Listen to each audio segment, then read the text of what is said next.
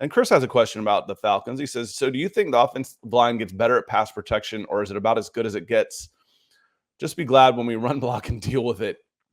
What do you think so far based on who you've got there? The presumptive starters going into the season: Jake Matthews, left tackle; Matthew Bergeron, left guard, rookie; center, Drew Dahlman; right guard, Chris Lindstrom; right tackle, Caleb McGarry; plus is it Jonnu Smith that they signed as one of the tight ends? Traded. Kyle Pitts is back. Keith Smith, fullback, is back, I believe. So that's kind of your core of pass protection. And your running backs, Bijan's pretty good in that aspect as well, and Tyler Algier. So as far as pass protection goes, I mean, we kind of saw what the market said about Caleb McGarry. Pretty good run blocker, but what'd you pay him for? 3 years, $25 million or something, when right tackles are getting paid massive money. I don't know what his trajectory or projection would be as a pass protector. They did a lot last year to cover him up and hide him as best as possible from pure drop back, ISO one-on-one situations. And it worked well for the offense. So also with Desmond Ridder, with the running options you have, how often are you going to have to be that pure drop back game? I mean, just the way the team is built right now, you can continue to isolate him some. You're not paying big money for him to be this, amazing ISO in space pass protector either. So I think you're going to have some limitations there still. If you fall behind, 14 points and it's the fourth quarter and you're going up against, Myles Garrett or some equal caliber edge rusher, there might be some bad plays here and there on the side. That's true for just about anybody. I was going to say that's true for most teams, but that's where I am. That's where I'm with it. I mean, obviously you can see some improvements because McGarry is still, under 30 years old and you have him for control for 3 years.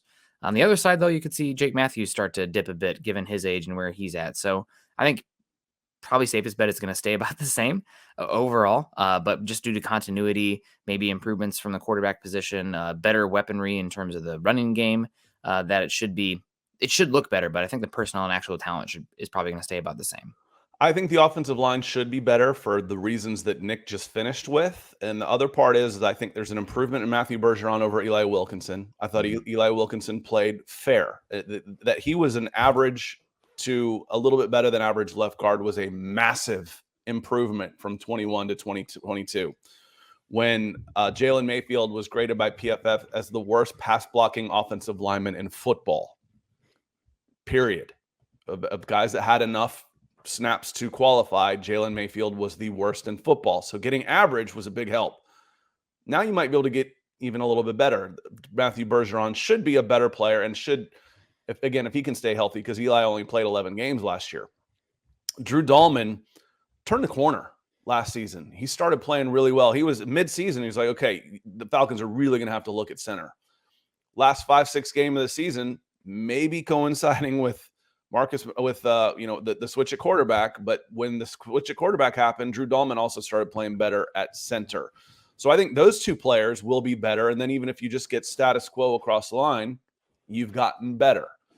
Throw in all the factors that Nick mentioned between the third year in the system, third year coaching, the maturity, the familiarization of that unit as a whole, knowing who's got what assignments, and I can step out here because I know my backside is covered. All of those type of things. Plus, you got two pretty good blocking running backs. Yeah, I think pass protection should be better.